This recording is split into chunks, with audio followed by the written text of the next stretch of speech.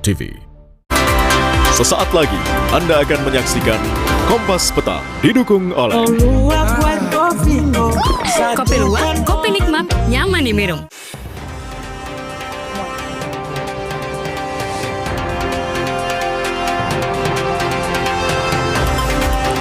Sudah 10 hari kebakaran hutan dan lahan di kawasan konservasi Bromo, Jawa Timur masih menyisakan titik api. BNPB menargetkan kebakaran dapat terkendali dalam 3 hari atau paling lambat Jumat 14 Agustus.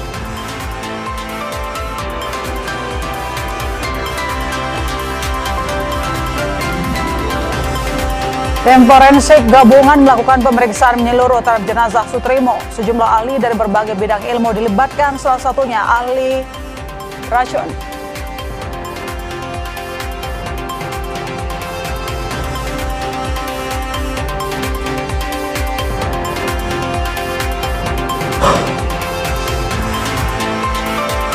Usai pemimpin tertinggi Iran Mojtaba Khamenei muncul, IRGC memperingatkan kesiapan pasukannya untuk memperluas operasi militer langsung ke wilayah musuh termasuk keluar perbatasan.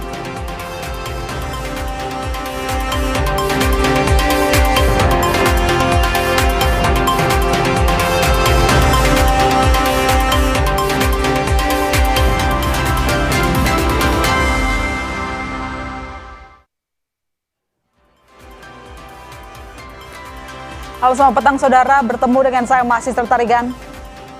Dan saya Arjuno Pramudito, kita jelang Kompas Petang selengkapnya di Kompas TV Independen terpercaya. Dan saudara, kita akan mengajak Anda untuk melihat situasi terkini proses ekshumasi korban jenazah Sutrimo, pegawai dari mantan Jampitsus Febri Adriansyah. Dan saat ini Kabid Humas Kombes Pol Budi Hermanto memberikan keterangan secara resmi pasca ekshumasi yang telah dilakukan sejak pagi tadi. Sutrimo. Dalam pelaksanaannya, tim telah melakukan pembongkaran makam, pemeriksaan luar jenazah, pemeriksaan dalam atau otopsi, serta pengambilan sampel untuk pemeriksaan lebih lanjut.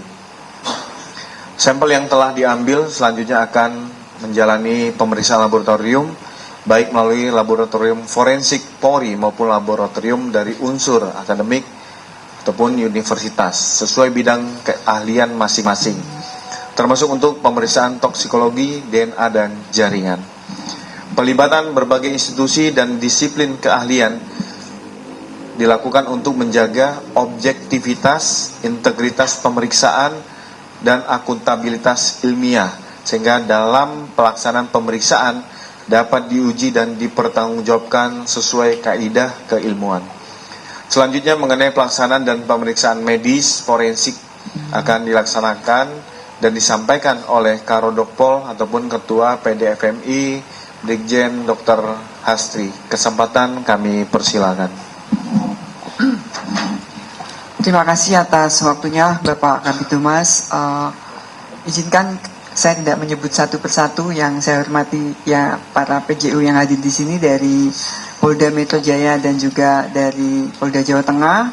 Saya sebagai Kepala Biro Kedokteran Kepolisian dan juga sebagai Ketua Umum Perhimpunan Dokter Forensik Mediko Legal Indonesia telah membentuk tim gabungan untuk kegiatan ekshumasi pada hari ini. Dan dari proses yang 3 langkah tadi kami sebutkan pagi hari, memang saya menunjuk kepala kegiatan pemeriksaan jenazah yang menurut surat kepada PDFMI atas nama Bapak Sutrimo dengan ciri-ciri yang telah diberikan oleh keluarga korban kepada kami sebagai data antemortem. Tadi kami periksa setelah proses ekshumasi, yaitu bongkar kubur, lalu kita periksa luar, kita bisa identifikasi kalau data atau ciri jenazah yang kita periksa adalah almarhum Sutrimo berdasarkan dari ciri jari kaki kiri yang jempol yang tidak ada, juga bekas luka yang menurut keluarga sudah pernah diambil luka di bahu kanan karena bekas sikatrik ya, ada luka di sana bekas operasi kecil. Dan untuk proses tekniknya di pemeriksaan dalam dipimpin oleh ketua tim forensiknya, yaitu Profesor Dr. Yudi dari UNER. Dan yang di belakang kami ini semua adalah ahli-ahli yang tadi mengerjakan sampai selesai, sampai jenazah juga kami kebumikan dan kami lakukan secara agama Muslim dengan didoakan lagi. Dan saya secara pribadi juga dari teman-teman PDFMI mengucapkan belasungkawa ya, dan semoga kasusnya bisa menjadi jelas. Monggo waktu dan tempat saya persilakan kepada Profesor Dr. Yudi. Baik, Assalamualaikum warahmatullahi wabarakatuh. Yang saya hormati Bapak Kabid Humas Polda Metro, yang saya hormati PJU Polda Metro dan Polda Jateng, yang saya hormati Ketua PDMI Indonesia, Ibu Jenderal Sumiastri. Pertama-tama tentunya kami ucapkan banyak terima kasih karena kami diberi tugas telah bisa menyelesaikan kegiatan ekshumasi ini yang diberikan pada kami berserta tim.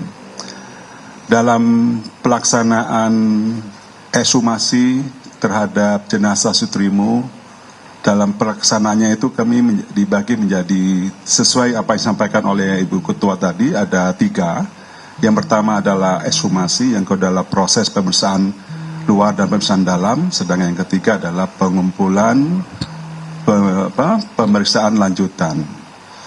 Dari hasil tersebut, dari hasil ekshumasi dan hasil otopsi serta pengumpulan sampel-sampel guna di pemeriksaan lebih lanjut, dapat disimpulkan sebagaimana yang pertama, bahwasanya dari hasil pemeriksaan kami, dari hasil ekshumasi dan otopsi, bahwasanya yang kami periksa itu adalah jenazah laki-laki umur sekitar 40 tahun dengan panjang badan 166 cm.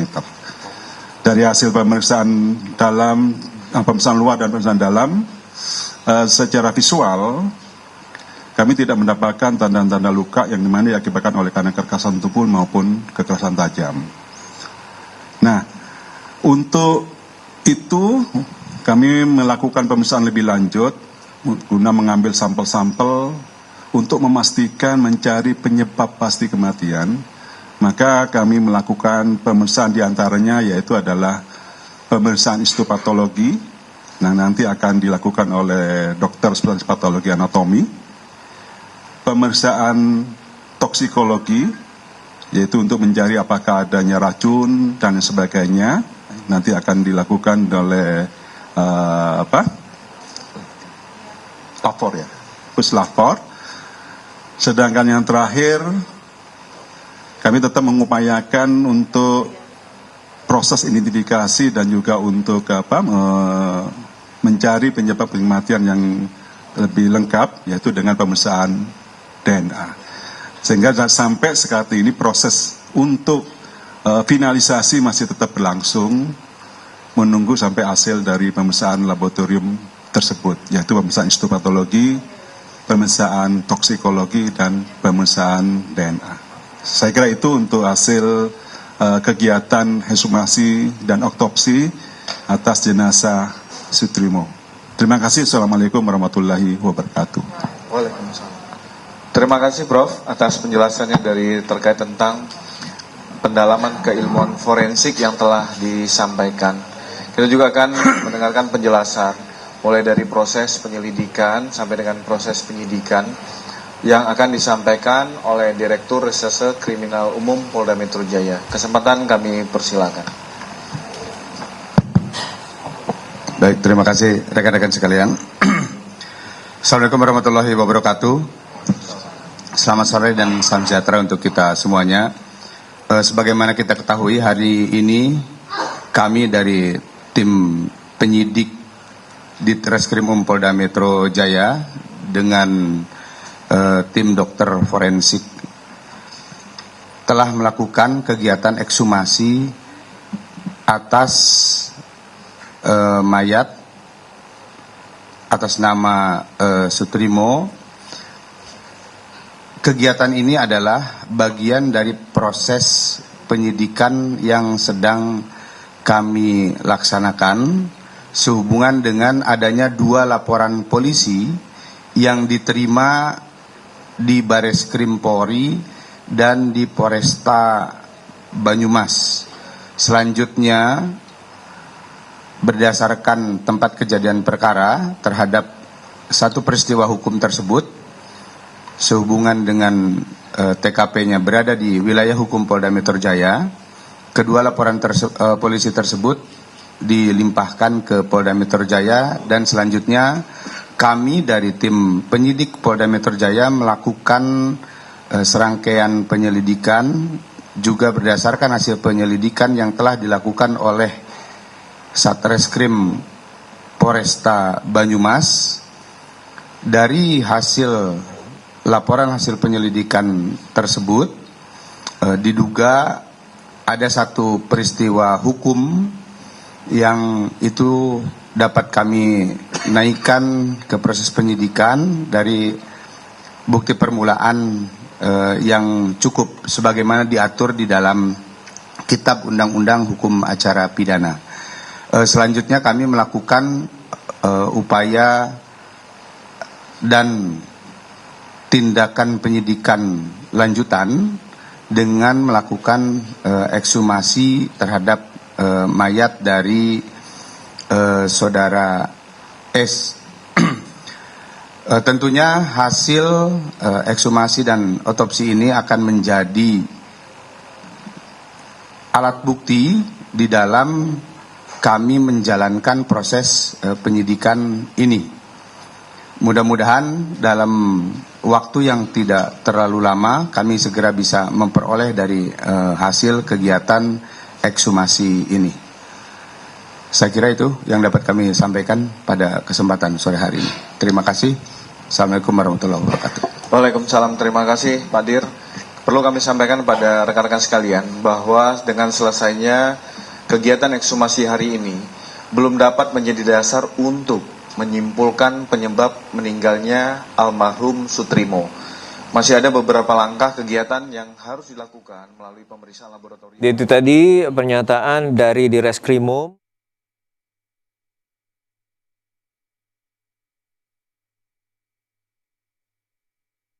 Mantan Jampitsus Febri Adriansyah, dan sebelumnya Direskrimum juga menyampaikan sudah masuk 2 laporan dan akhirnya melakukan ekshumasi pada hari ini untuk mengumpulkan alat bukti terkait dengan tahap penyidikan yang telah dilakukan pihak kepolisian. Namun juga sebelumnya Karopol Pusdokes Polri menyatakan telah mengambil sejumlah jaringan tubuh termasuk luar dan dalam untuk meyakinkan terkait dengan penyebab kematian dari jenazah Sutrimo. Ya, sorotan lain di Kompas Petang, Saudara, sudah 10 hari kebakaran hutan dan lahan di kawasan konservasi Bromo, Jawa Timur masih menyisakan titik api. BNPB menargetkan kebakaran dapat terkendali dalam 3 hari atau paling lambat Jumat 14 Agustus.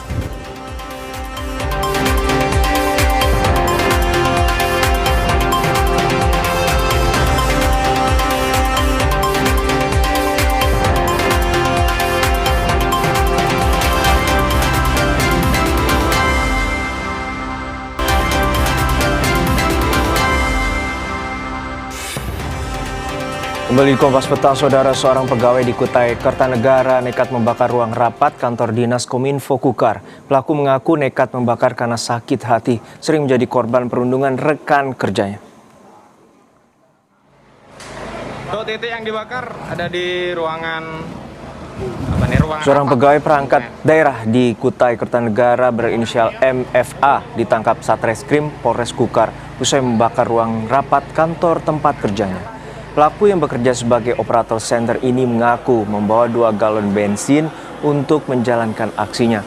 Dari hasil pemeriksaan, motif pelaku mengaku nekat membakar karena sakit hati, sering menjadi korban perundungan rekan kerjanya. Api berhasil dipadamkan para pegawai lainnya dibantu warga sehingga tidak merambat ke ruangan lain.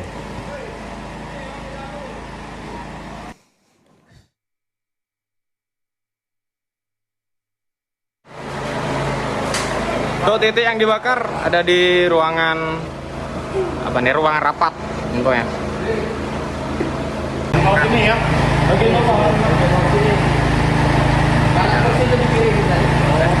Kebetulan untuk motifnya itu kenapa dia sampai melakukan pembakaran di Diskominfo itu karena merasa kesal dengan di lingkungan Diskominfo lah, karyawan lain, karena jadinya itu sering difoto, terus dijadi masukin grup, dibikin bahan olokan, terus dijadiin stiker, kayak gitulah, dibully lah.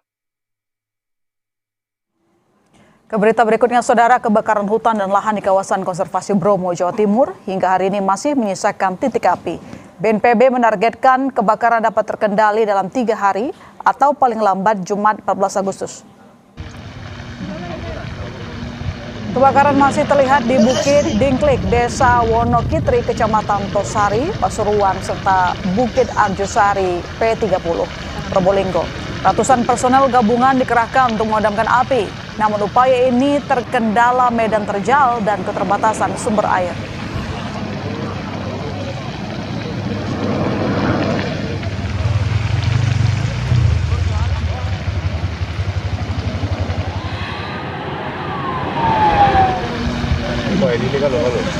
BNPB mengerahkan seluruh sumber daya untuk memadamkan kebakaran di 4 wilayah, yaitu Probolinggo, Lumajang, Malang, dan Pasuruan. Data sementara mencatat dengan luas terdampak kebakaran Gunung Bromo mencapai 889 hektar lebih.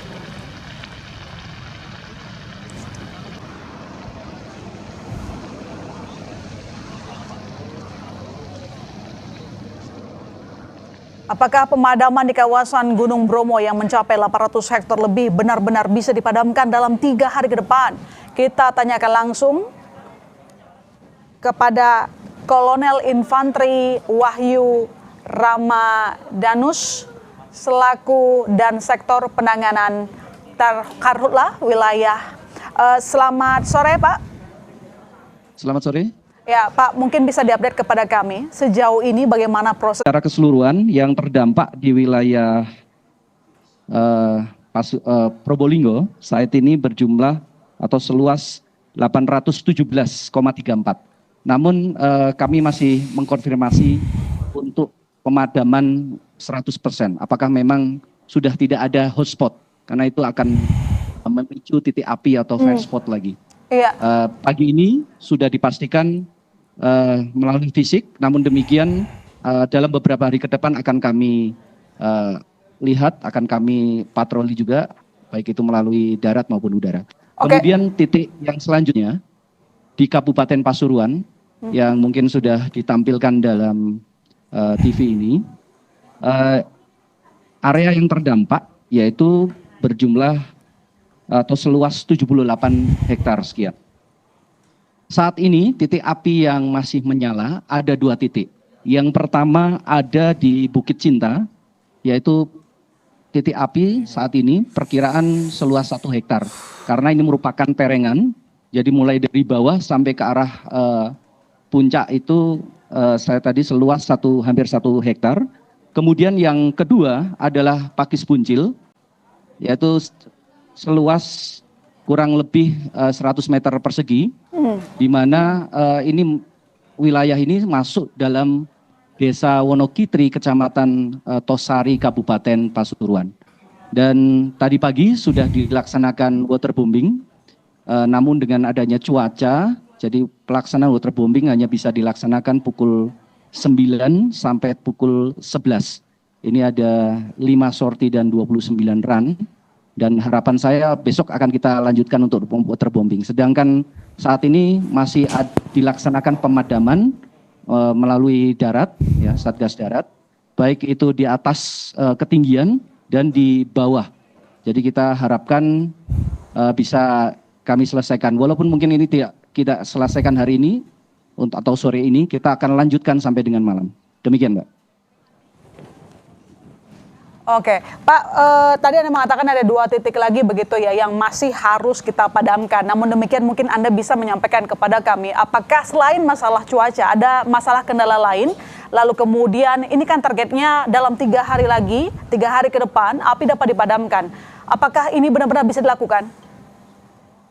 Ya, insya Allah kami berkeyakinan bisa dipadamkan, ya, karena ini memang tempatnya adalah perbatasan antara Kabupaten Probolinggo dan Pasuruan. Dan intinya nantinya kami akan yang sudah terintegrasi ini akan fokus pada titik yang lebih besar, yaitu di Bukit Cinta yang tadi menyala atau kobaran apinya seluas 1 hektar. Dan ini juga masih jauh dari pemukiman, kemudian dari tempat wisata di wilayah Probolinggo, yang tadi saya sampaikan ini adalah perbatasan kedua kabupaten, ini berjarak 1 kilometer, namun sudah kami laksanakan penyekatan, Mbak. Baik, terima kasih. Ya, kendalanya yang utama adalah cuaca, Mbak, ini. Karena cuaca ini benar-benar membatasi pelaksanaan waterbombing yang efektif. Demikian, Mbak. Ya, semoga kita dapat segera memadamkan api dan selamat kembali bertugas kepada semuanya. Terima kasih Kolonel Infanteri Wahyu Ramadanus Suryawan dan Rem 083 PD selaku dan Sektor Penanganan Karhutlah Wilayah Korem. Selamat petang, Pak. Selamat petang, Mbak.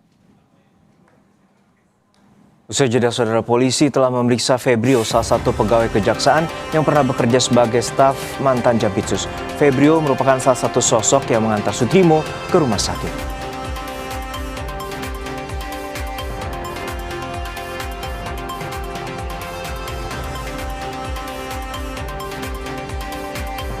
Lalu seberapa besar hasil ekshumasi dapat mengungkap penyebab kematian Sutrimo? Kita bahas usai jeda, tetap di Kompas Petang.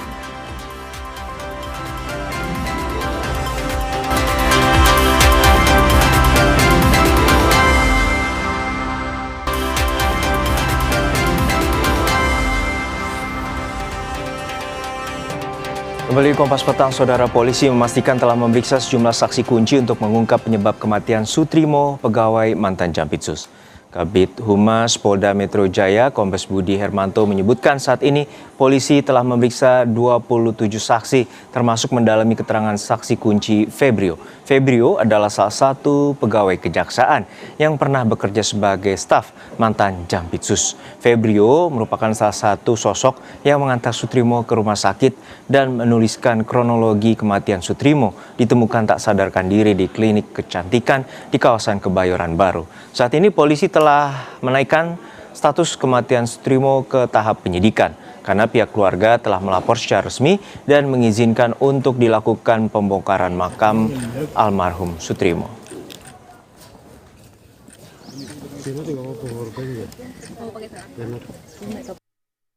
Saksi utama yang diperiksa tuh? Dari hasil lidik itu sudah 27 saksi yang dimintai keterangan. Dalam proses lidik sudah ada sekitar 8 atau 7 atau 8 saksi yang sudah dimintai keterangan. Saksi utama? Ya, ini masih saksi-saksi yang lain. Nanti kita akan melihat dalam proses ekshumasi hasilnya apa, kan harus ada persesuaian dari keterangan saksi ataupun barang bukti lain. Masuk saksi Febrio juga? Ya, nanti akan dilakukan pemeriksaan mendalam. Ya.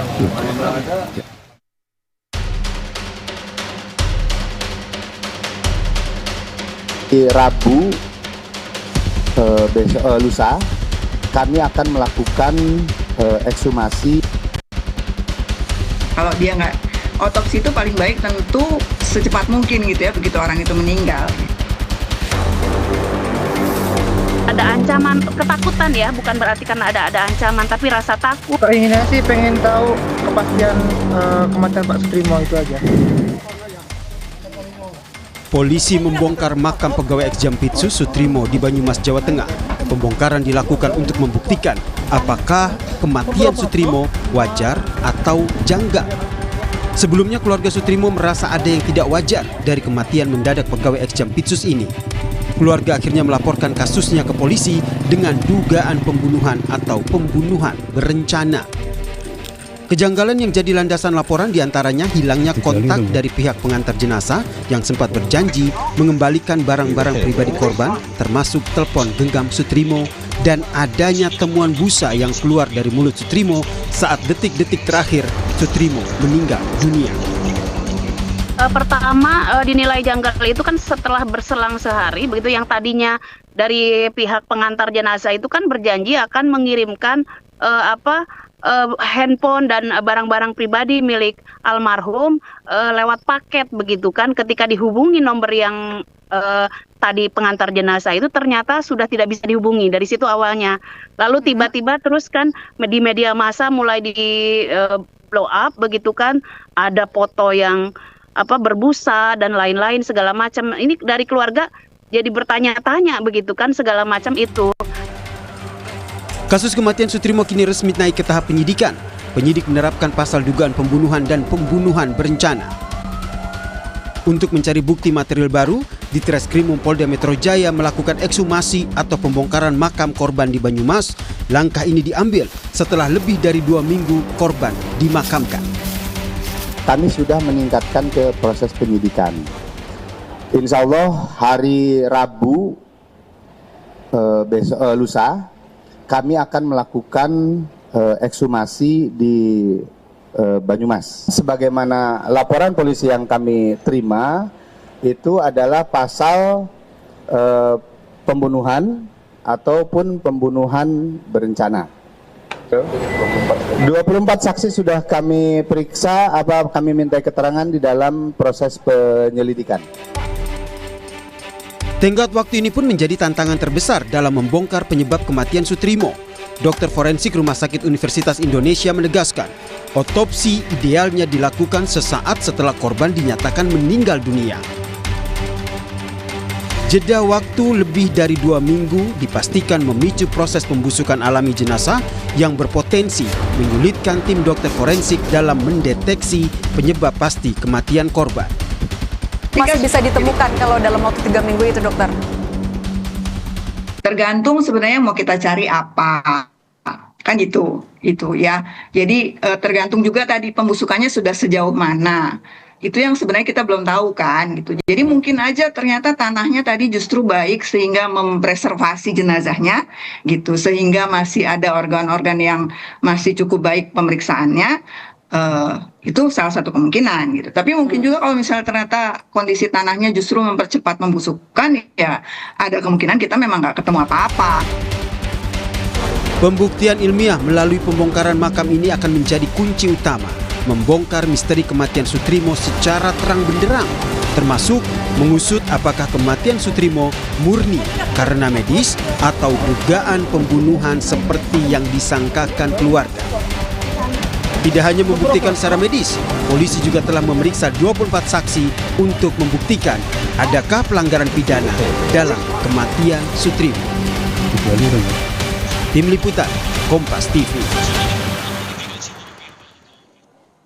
Lalu seberapa besar hasil ekshumasi dapat mengungkap penyebab kematian Sutrimo? Kita akan membahasnya bersama penasihat ahli Kapolri Arianto Sutadi dan juga psikolog forensik Reza Indragiri dan juga kuasa hukum keluarga Sutrimo Ibu Aan Rohaini. Namun kita sapa terlebih dahulu Ibu Aan di Banyumas, Jawa Tengah. Assalamualaikum Bu Aan dan juga Bapak-bapak, semoga sehat selalu.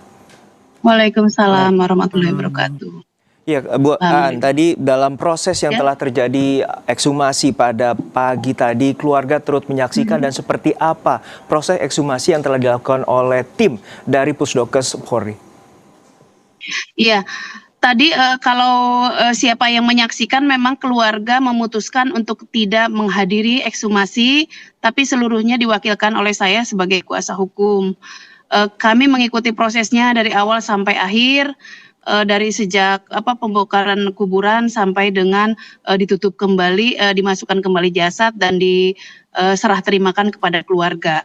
Pada prinsipnya ekshumasi tadi berjalan lancar, pihak keluarga juga sudah melakukan doa bersama di kediaman dan kami mungkin tadi juga sudah ikut ke acara press release di Polresta Banyumas walaupun tidak selesai. Sisanya kami tinggal menunggu hasilnya saja. Oke, untuk saat ini yang dikonfirmasi ke pihak kuasa hukum apa saja sampel yang telah dibawa oleh pihak Polri? Ya, tadi itu sudah menyampaikan bahwa ada beberapa sampel, terutama jaringan-jaringan yang akan diperiksa lebih lanjut di beberapa laboratorium. Catatannya tadi saya sudah tapi harus melihat, tapi pada prinsipnya sudah disampaikan secara terang dan terbuka. Bahkan tadi malam sebelum acara ekshumasi juga memang sudah ada wawancara dengan keluarga untuk melihat riwayat sakit apa dan lain-lain, dan sudah dijelaskan bahwa prosesnya itu besok ngapain saja, yang diambil kemungkinan apa saja dan lain-lain. Dan kita juga ditegaskan bahwa tidak ada jaminan 100% apakah bisa ditemukan penyebab kematian atau tidak, karena sangat bergantung dari kondisi jasad yang akan diekshumasi begitu. Dalam proses tadi juga turut disampaikan bagaimana dengan kondisi jasad korban atau jenazah korban terkait dengan proses dekomposisi ataupun pembusukan yang telah terjadi. Iya, tadi sih kita kebetulan saya juga melihat pas pengangkatan itu memang jenazah masih berada dalam kain kafan ya. Tapi terkait dengan kondisi dalam saya memang tidak melihat.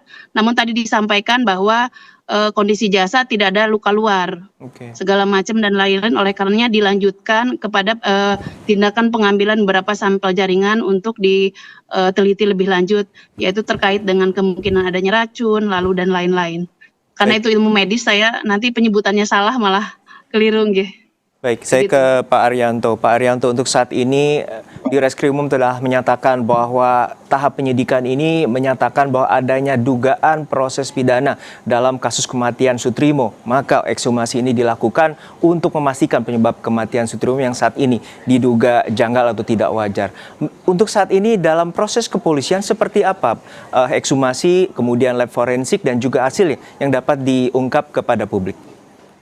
Ya, saya kira tadi dari Reskrimum sudah menyampaikan ya hasil-hasil, termasuk para ahli yang mengenai kedokteran forensik sudah menerangkan. Ini tujuan daripada ekshumasi ini, tujuan pokoknya kan mengetahui penyebab kematian daripada Pak Trimo ini. Hanya pada itu saja sebetulnya ya. Tapi artinya untuk jenazah yang sudah hampir 3 minggu ini kemudian untuk mengetahui hasil dan juga dugaan penyebab kematian ini dapat diungkap.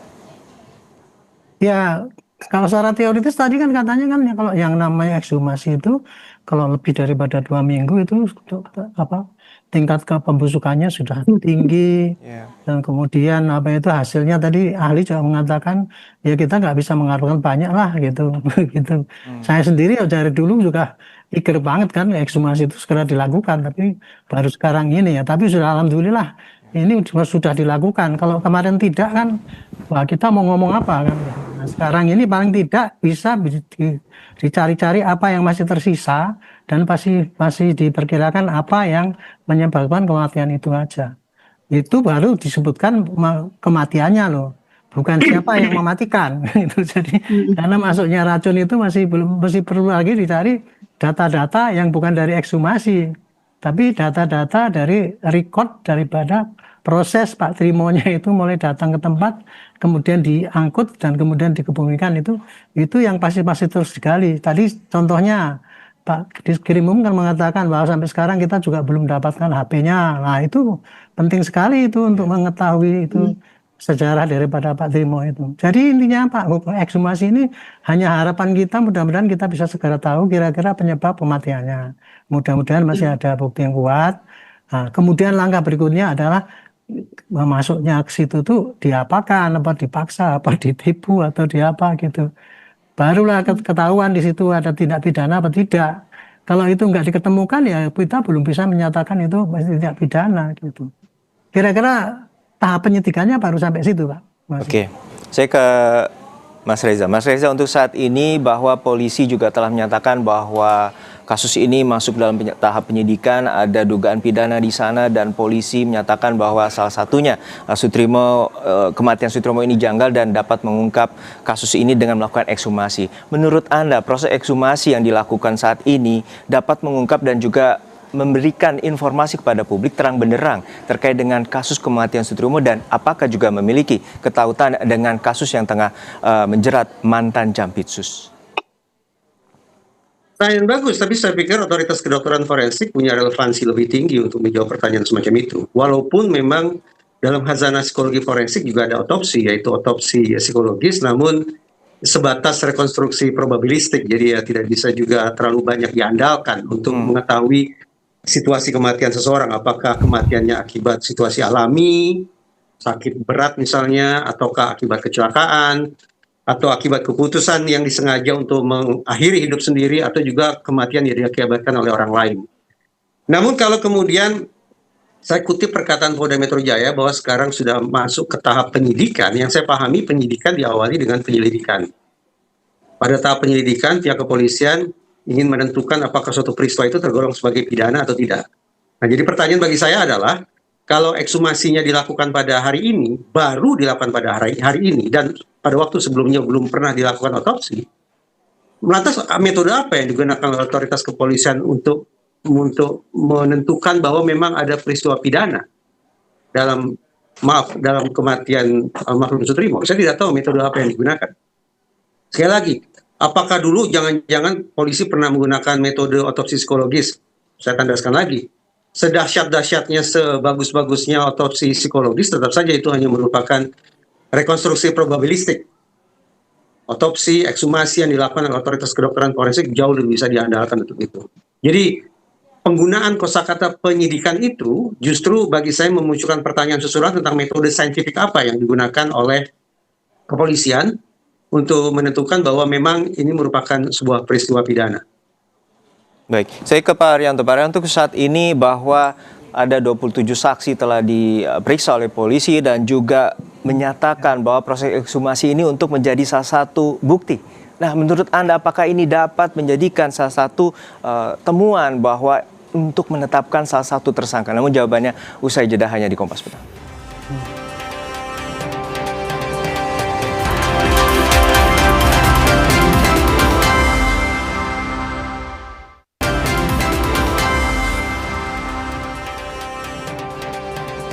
Anda masih menyaksikan Kompas Petang terkait dengan dugaan kematian Sutrimo, pegawai mantan Jampitsus yang diduga kematiannya tidak wajar dan saat ini telah dilakukan ekshumasi terhadap jenazah korban. Saya akan menuju ke Ibu Aan Rohaini sebagai kuasa hukum korban atau keluarga korban.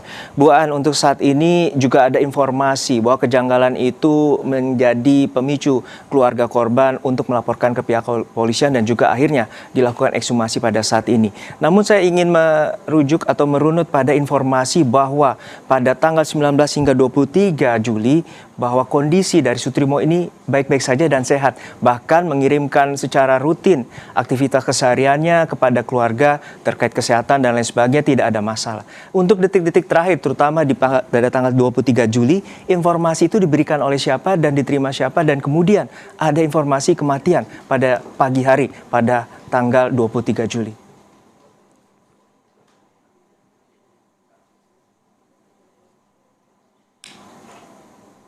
Bu Aan.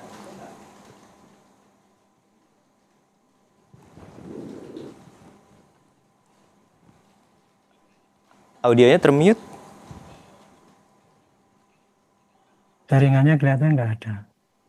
Baik, saya ke Pak Arianto. Pak Arianto, tadi juga kita mendapatkan informasi bahwa pada saat proses penggeledahan 8 Juli, Sutrimo berdasarkan keterangan dari keluarga diminta oleh bosnya yaitu mantan Jampitsus Febri Ardiansyah untuk kembali ke Jakarta dan kemudian ongkos dan lain sebagainya dan juga dikawal di stasiun Purwokerto dan akhirnya ke Jakarta, dan pada hingga tanggal 23 Juli Sutrimo rutin memberikan informasi terkait dengan kegiatannya di Jakarta. Artinya dalam kondisi sehat dan tidak ada indikasi penyakit yang sifatnya kritis atau akut terhadap Sutrimo. Menurut Anda seperti apa bahwa detik-detik terutama pada tanggal 23 Juli pada pukul dini hari 4 pagi itu mengirimkan foto ia menerima makanan? Apakah itu salah satu indikasi yang akan juga ditelusuri oleh pihak kepolisian?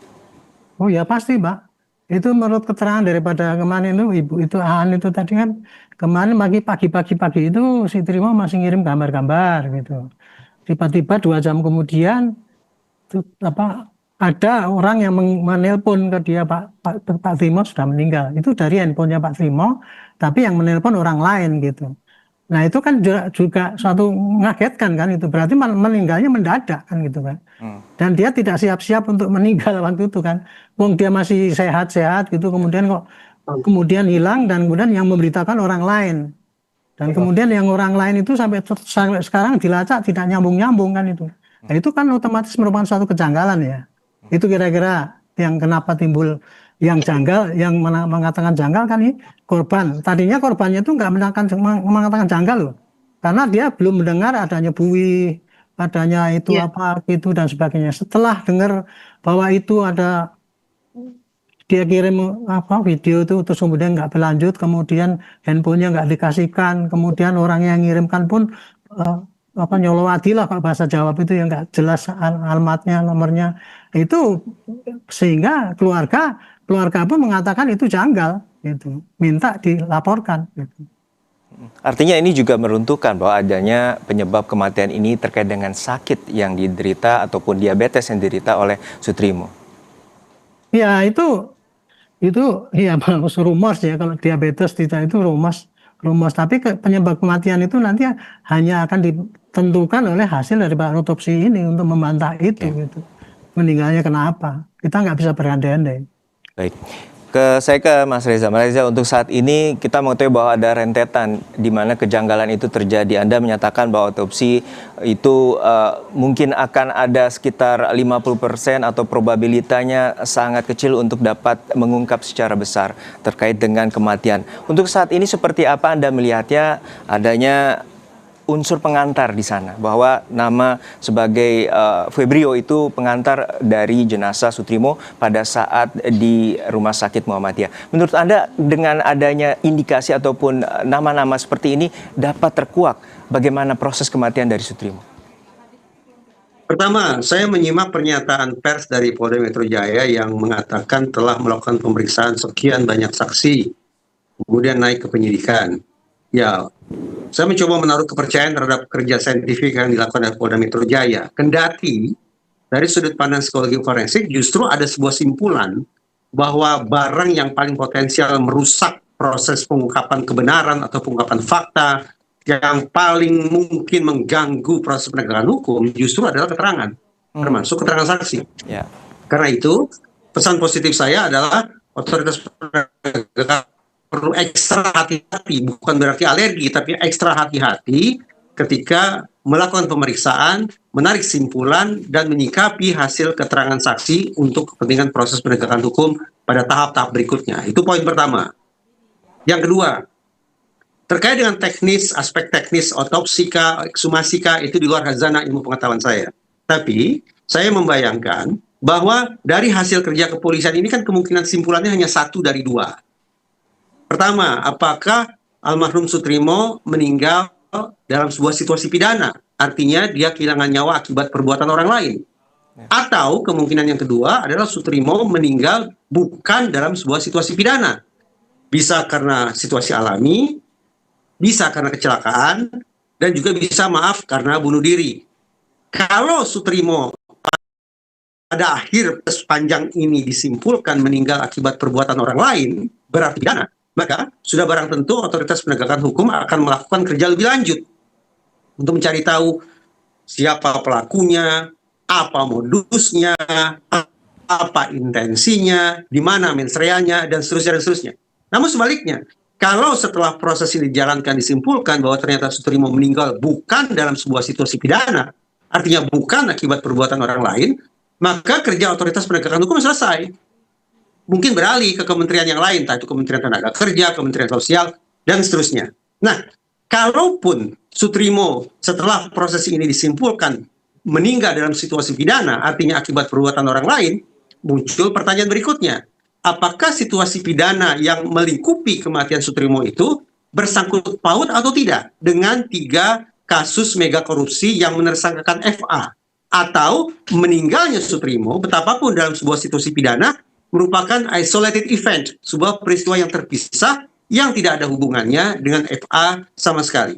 Itu dia. Ya, tapi dalam arti fakta yang kita dapatkan atau didapatkan dari pihak keluarga, pukul 4 dini hari dan kemudian pukul 6 ataupun pukul 8 Sutrimo sudah tidak ada. Artinya pada pukul 4 masih dapat berkomunikasi dan memberikan foto bahwa ia berada di depan rumah dari mantan Jampitsus di Kebayoran Baru. Anda melihatnya bahwa ini sebuah fakta atau Anda melihatnya ini apakah sebuah fakta yang dapat juga menyatakan bahwa ini ada dugaan bahwa Sutrimo satu tidak melakukan bunuh diri ataupun juga ada unsur-unsur yang sifatnya isolated atau tadi Anda sampaikan? dalam rentang waktu sekian menit itu menurut saya sudah cukup bagi terjadinya peristiwa 1 dari 4 kemungkinan situasi kematian tadi saya coba paparkan. Konkretnya, dalam waktu sekian belas atau sekian puluh menit itu, bisa saja misalnya Sutrimo tiba-tiba saja terserang penyakit yang kemudian mengakibatkan dia meninggal dunia. Bisa juga terjadi kecelakaan. Kecelakaan yang saya maksud bukan kecelakaan lalu lintas ya, tapi kecelakaan yang saya maksud adalah Sutrimo tengah menjalankan suatu aktivitas tertentu, namun tiba-tiba tanpa dia rencanakan, tanpa dia antisipasi, dia masuk ke dalam situasi lain yang tidak bisa dia tangani atau sikapi secara baik, sehingga terjadilah kecelakaan berakibat fatal pada dirinya. Sekian belas atau sekian puluh menit itu tampaknya juga cukup bagi seseorang siapapun itu termasuk Sutrimo untuk kemudian membuat keputusan yang salah tentang bagaimana mengakhiri hidupnya. Demikian pula sekian belas atau sekian puluh menit boleh jadi juga mencukupi bagi adanya intervensi dari pihak lain untuk menghabisi Sutrimo. Untuk saat ini kita juga mengetahui bahwa Sutrimo juga rutin memberikan informasi dari tanggal 19 hingga 23 terkait dengan aktivitasnya. Apakah itu juga sebuah simbol ataupun juga sebuah pola komunikasi yang ingin ia sampaikan terhadap situasi yang ia alami pada saat berada di kediaman dari mantan Jampitsus? Kita sekarang bergeser, tidak lagi berbincang tentang jasad Sutrimo ya. Berarti tidak lagi menyinggung hal ihwal terkait dengan otopsi ataupun ekshumasi. Kita sekarang sudah berbincang tentang komunikasi, tentang tindak tanduk, tentang isi pesan. Nah, kalau memang kita sepakati bahwa ini merupakan petunjuk-petunjuk yang penting untuk didalami lebih jauh, maka sudah. Otoritas kepolisian sudah sepatutnya juga menyelenggarakan otopsi psikologi forensik. Baik, saya ke Pak Arianto. Ya, silakan. Sifatnya pelengkap. Baik, saya ke Pak Arianto. Pak Arianto, ini bahwa masih banyak spekulasi dan juga bukti-bukti yang mungkin belum diungkap sepenuhnya oleh pihak kepolisian untuk menjaga saksi kunci dan lain sebagainya. Bahwa masih ada digital forensik dan juga masih ada otopsi psikologi dan juga saat ini ekshumasi. Menurut Anda jejaring mana saja yang saat ini harus segera dibuka oleh pihak kepolisian agar publik dapat memenuhi rasa keadilan? Kalau menurut saya ya, polisi sekarang pasti lebih berhati-hati, tidak sangat terbuka. Kalau dia menemukan suatu data gitu ya, dia pasti akan untuk internalnya sendiri untuk dikembangkan lebih lanjut. Karena kalau sedikit-sedikit sudah disampaikan, kita makin susah itu mengejar. Ibarat sekarang ini ya, menghadapi suatu kejahatan itu ya, itu sebagai polisi pengalaman saya, pasti lawan itu akan menghilangkan jejak, Pak. Gitu. Nah, kalau kita penyidikan itu terbuka, maka begitu kita mau lari ke jejak sana itu sudah dihapus duluan gitu. Makanya polisi kebanyakan walaupun sudah dapat informasi banyak, itu dia tidak terbuka untuk umum gitu. Nah, tapi kalau untuk yang seperti ini, ekshumasi ini penting karena sudah jelas kan, sudah nggak ada lagi barang yang dirahasiakan lagi lah kira-kira gitu. Tapi kalau informasi-informasi yang kira-kira harus di-keep demi penyidikan lebih lanjut, itu pasti polisi akan sangat hati-hati untuk membuka, sehingga publik ya harus bersaksa. Justru publik kalau bisa ditambah partisipasi, ada informasi gini tolong sampaikan pada penyidik, itu cara memudahkan untuk membuka kasus misteri ini. Baik, itu jejaring terkait dengan digital forensik, kamera pemantau atau CCTV, terutama lokasi dugaan kematian Sutrimo di klinik kecantikan itu hanya berjarak 400 meter dari rumah mantan Jampitsus, dan juga saat ini upaya ekshumasi kita nantikan sekitar 2 atau hingga 3 minggu hasil dari laboratorium forensik. Sekali lagi terima kasih Bapak Arianto Sutadi, penasehat ahli Kapolri, dan juga Pak Reza Indragiri, psikolog forensik, telah berbagi perspektif bersama kami di Kompas Petang. Sehat selalu. Terima kasih.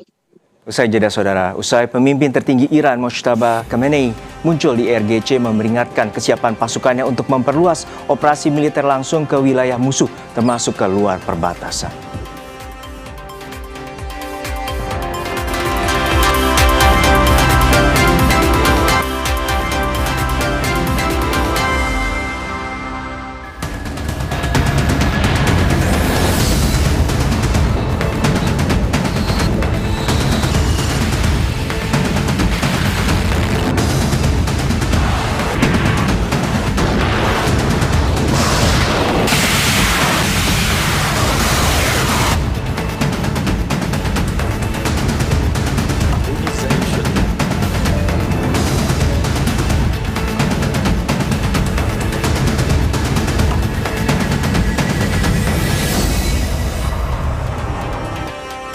Saudara, militer Amerika Serikat menembakkan rudal ke arah kapal kargo komersial di Teluk Oman karena dituduh nekat menerobos jalur blokade pelabuhan Iran. Data satelit Marine Traffic mengonfirmasi perubahan rute mendadak kapal MV Vela Nova di perairan Teluk Oman setelah menjadi sasaran serangan militer Amerika Serikat. Komando Pusat Amerika Serikat CENTCOM secara konsisten menargetkan kapal-kapal yang menerobos jalur blokade. Hal serupa sebelumnya menimpa kapal tanker MT Laverne dan MT Setebel.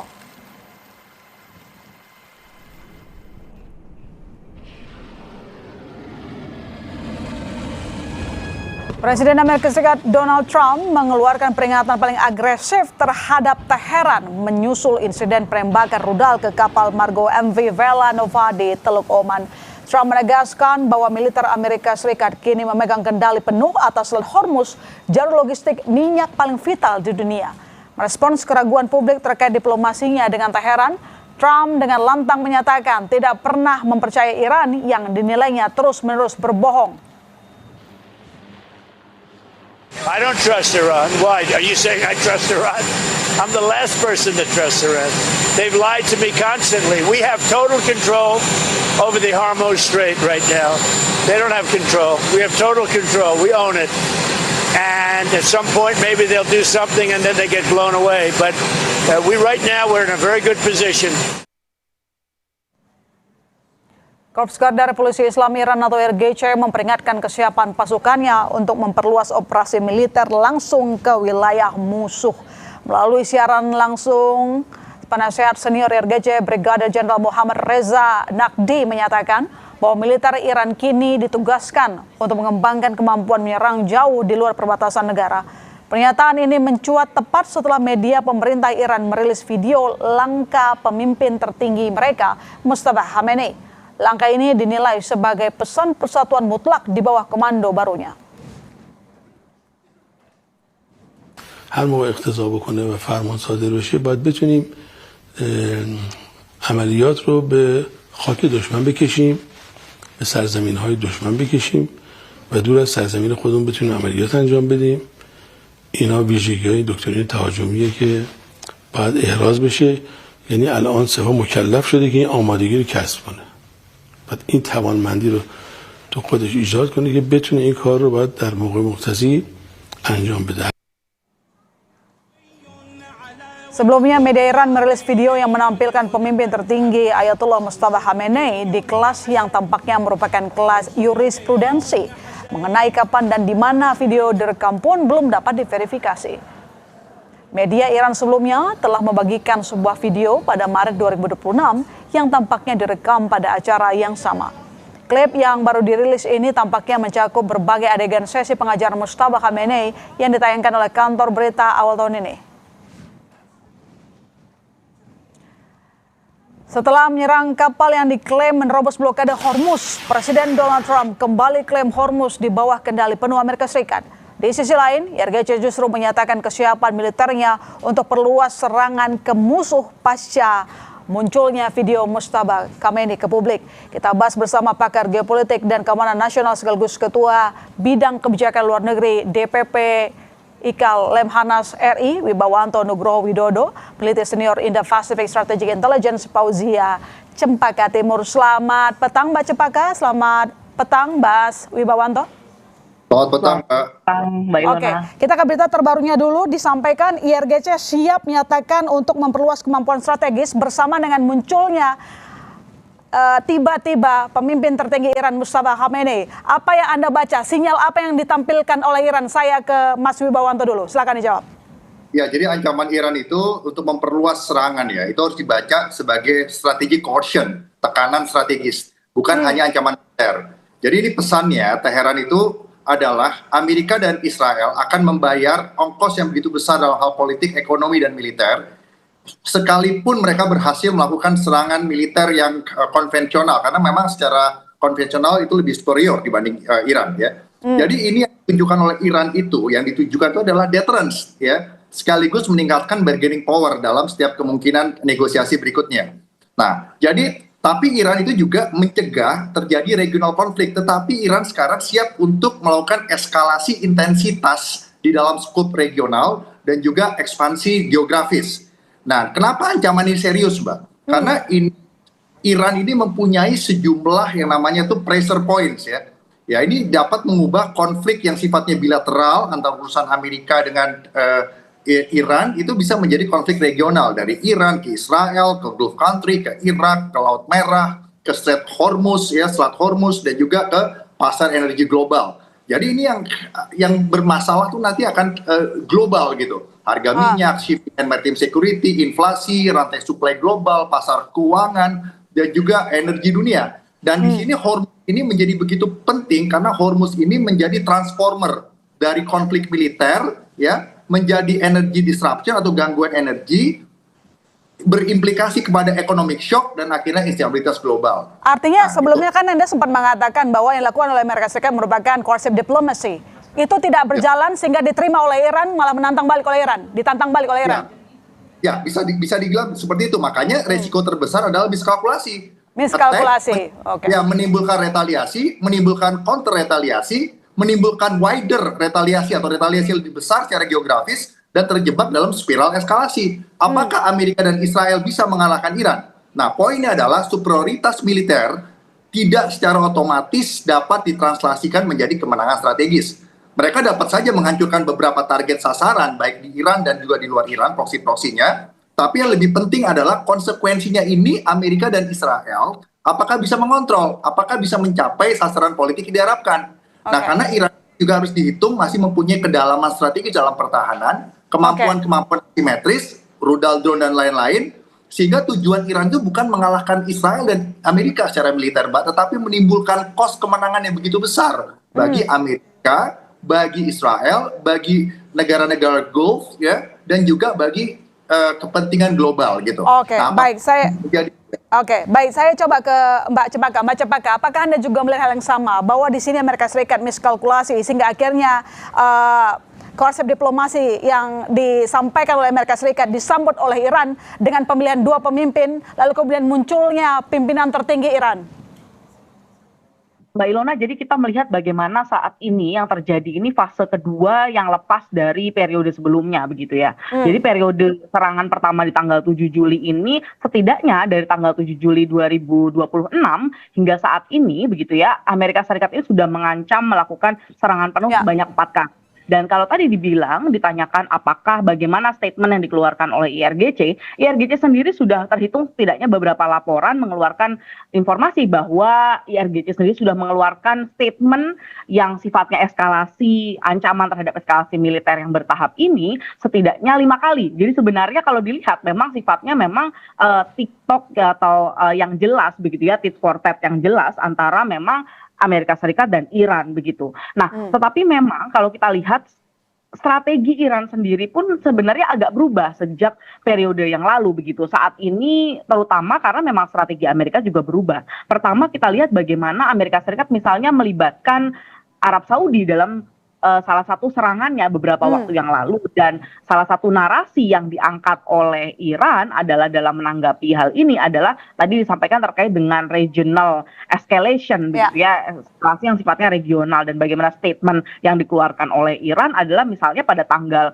26 Juli 2026 adalah ketika Amerika Serikat justru menyeret Arab ke perang yang tidak perlu. Jadi ini sebenarnya kita sudah lihat bagaimana statement-statement yang keluar ini, resiko yang paling tinggi adalah bagaimana meluasnya perang ini secara geografis begitu, di mana tentu saja Yordania hingga negara-negara Teluk. Namun juga kita lihat saat ini dampak yang paling strategis atau bahkan adalah ketika serangan dilakukan oleh di Bab el Mandeb oleh Houthi gitu ya, dan selama ini meskipun Houthi sendiri sudah melakukan blokade pada beberapa, maksud saya melakukan blok kepada kapal Israel dan juga kapal Arab Saudi pada periode yang saat ini begitu ya, dan kita lihat salah satu dampak yang cukup signifikan adalah bagaimana akhirnya mengorbankan atau ada korban jiwa. Nah ini yang sebenarnya miskalkulasi yang tadi disampaikan oleh Mas Wibawanto begitu. Miskalkulasi ini yang ketika tidak dapat di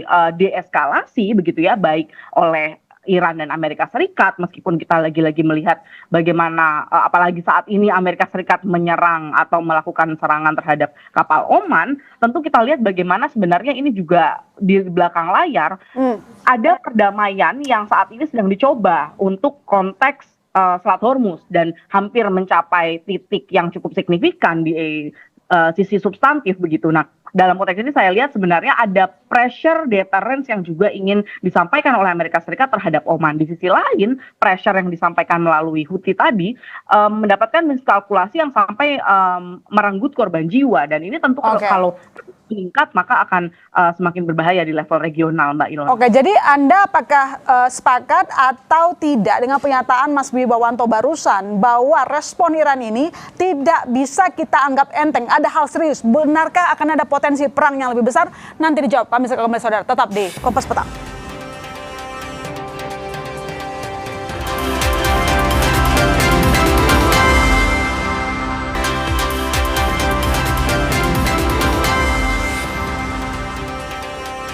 Ya, saya ke Mbak Cepaka, tapi ini dijawab singkat saja. Pertanyaan saya menggantung tadi. Jadi menurut Anda dengan kemunculan Mustafa Khamenei, kemudian ada 2 jenderal baru yang dipilih, apakah merupakan sebuah bentuk yang tidak bisa disepelekan oleh Amerika Serikat maupun dunia?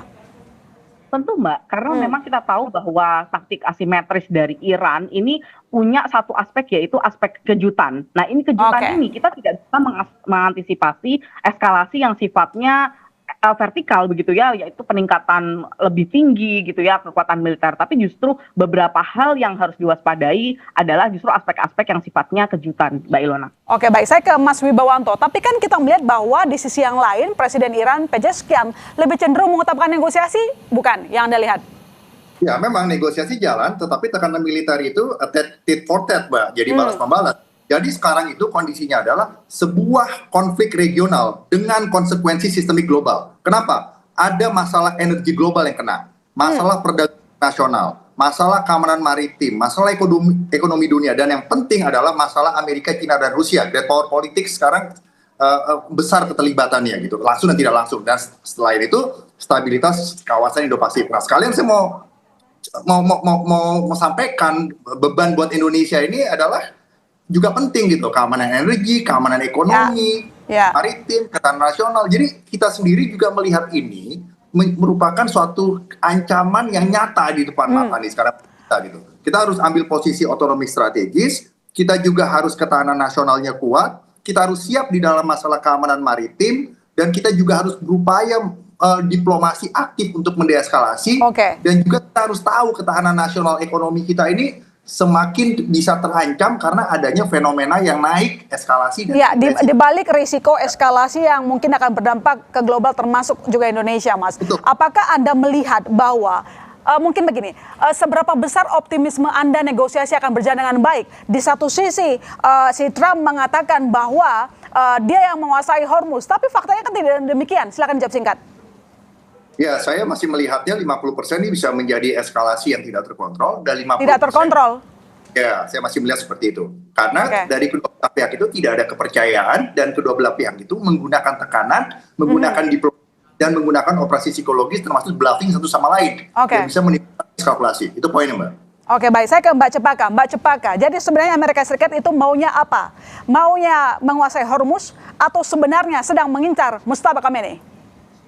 Tentu yang jelas adalah ingin mengembalikan posisi Hormuz seperti semula. Karena itulah akhirnya gencatan senjata yang sudah disepakati di Bergenstock Agreement itu kan gagal begitu ya Mbak ya, MOU-nya. Karena memang yang diinginkan oleh Amerika Serikat adalah oleh Trump adalah kondisi Hormuz ini kembali ke semula, tidak ada penetapan fee, tidak ada jalur utara dan selatan yang dikontrol oleh Iran maupun negosiasi agreement fee yang saat ini sedang didiskusikan dengan Oman. Jadi ini yang diinginkan oleh Amerika Serikat sebenarnya, kembali ke posisi awal sebelum perang, dan juga bagaimana konteks-konteks lain terkait pembekuan aset dan juga nuklir tentu saja diikuti. Namun tentu saja sampai saat ini kan memang belum menemukan nih jalan tengahnya dan terutama secara substantif.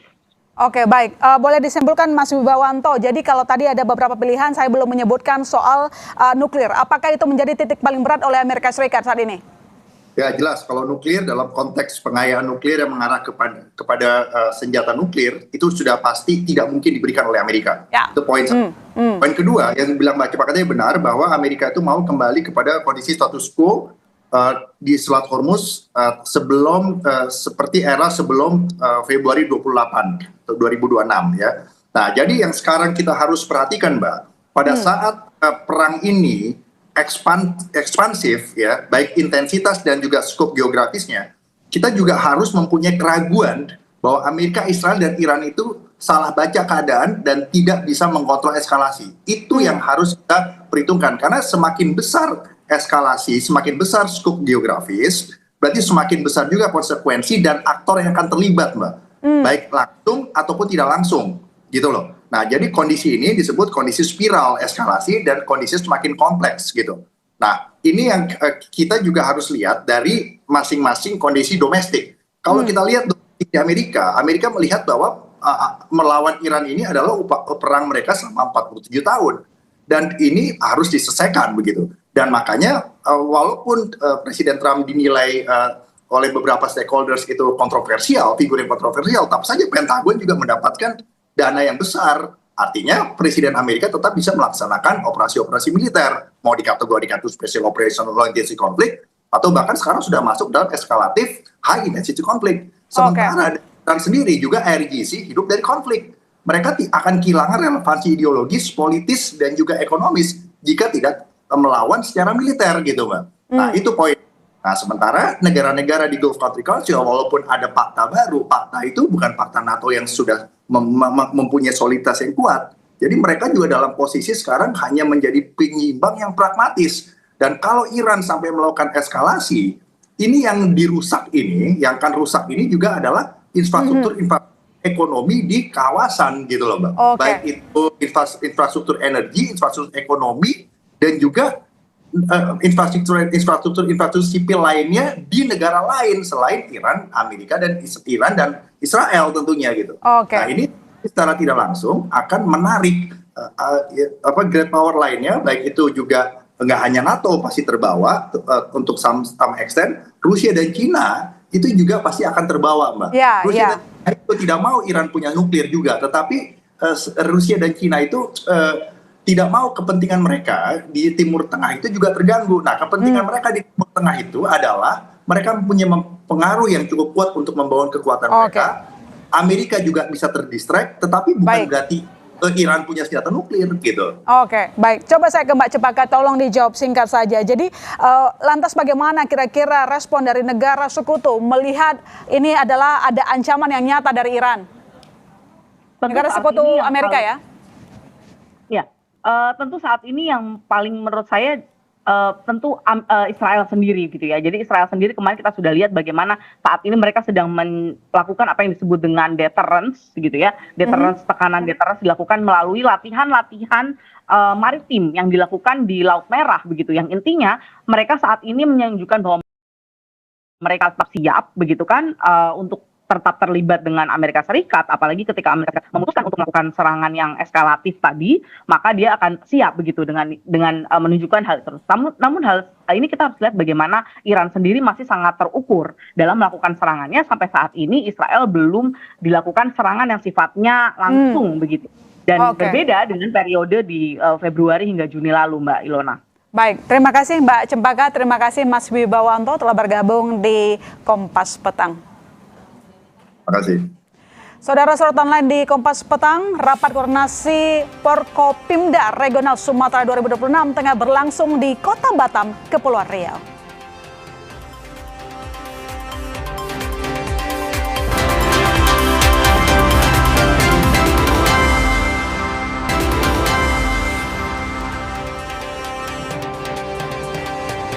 Terima kasih Anda masih menyaksikan Kompas Petang, Saudara. Rapat koordinasi Forkopimda Regional Sumatera 2026 tengah berlangsung di Kota Batam, Kepulauan Riau. Rapat ini diikuti oleh peserta dari 10 wilayah. Dalam rapat Forkopimda Regional Sumatera kali ini mengusung tema Sinergi Forkopimda Sumatera Maju Bersama, Aman, Makmur, dan Berdaya Saing. Forum ini menjadi momentum untuk memperkuat koordinasi, kolaborasi, dan sinergi antar pemangku kepentingan di wilayah Sumatera. Terdapat 10 peserta yang mewakili wilayah Aceh, Sumatera Utara, Sumatera Barat, Riau, Jambi, Sumatera Selatan, Bengkulu, Lampung, Kepulauan Bangka Belitung, dan Kepulauan Riau.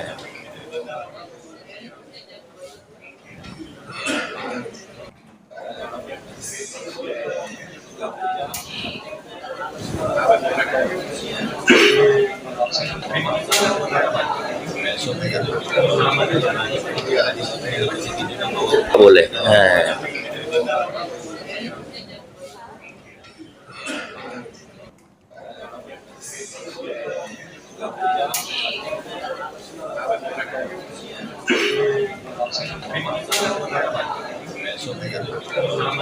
Rapat Forkomimda tengah berlangsung di Kota Batam, Kepulauan Riau, dan rapat ini diikuti oleh peserta dari 10 wilayah. Rapat Forkopimda Regional Sumatera mengusung tema sinergi Forkopimda Sumatera Maju Bersama, Aman, Makmur, dan Berdaya Saing. Forum ini menjadi momentum untuk memperkuat koordinasi, kolaborasi, dan sinergi antar pemangku kepentingan di wilayah Sumatera. Terdapat 10 peserta yang mewakili wilayah Aceh, Sumatera Utara, Sumatera Barat, Riau, Jambi, Sumatera Selatan, Bengkulu, Lampung, Kepulauan Bangka Belitung, dan Kepulauan Riau.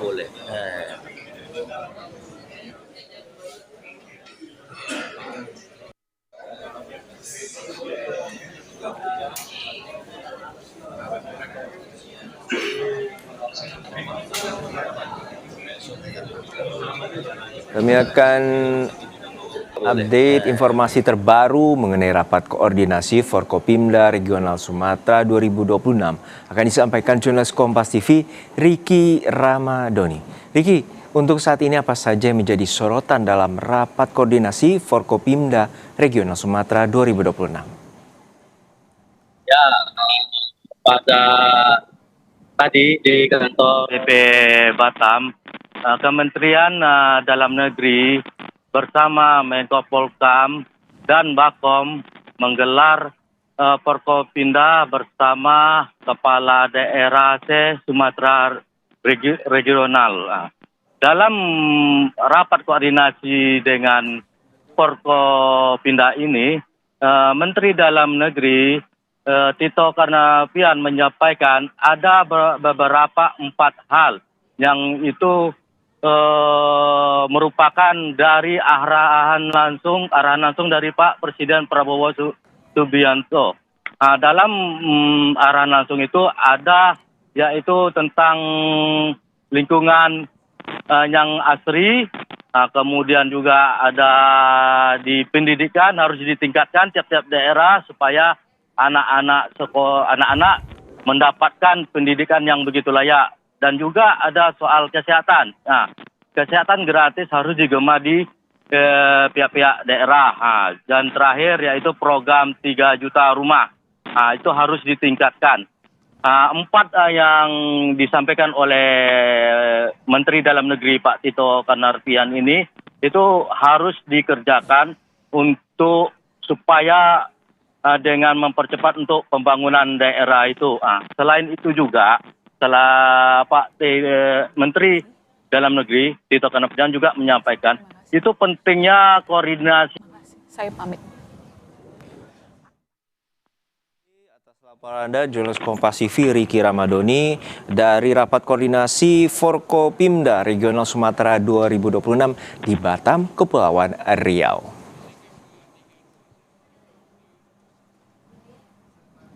Informasi tadi sekaligus menutup perjumpaan kita di Kompas Petang. Saya Mahasiswa Tarigan. Dan saya Harjuno Pramedito, dan tetap bersama Kompas TV karena sesaat lagi akan ada rekan saya Radi Saputro dan Cynthia Rompas dalam program Sapa Indonesia Malam. Terima kasih, sampai jumpa.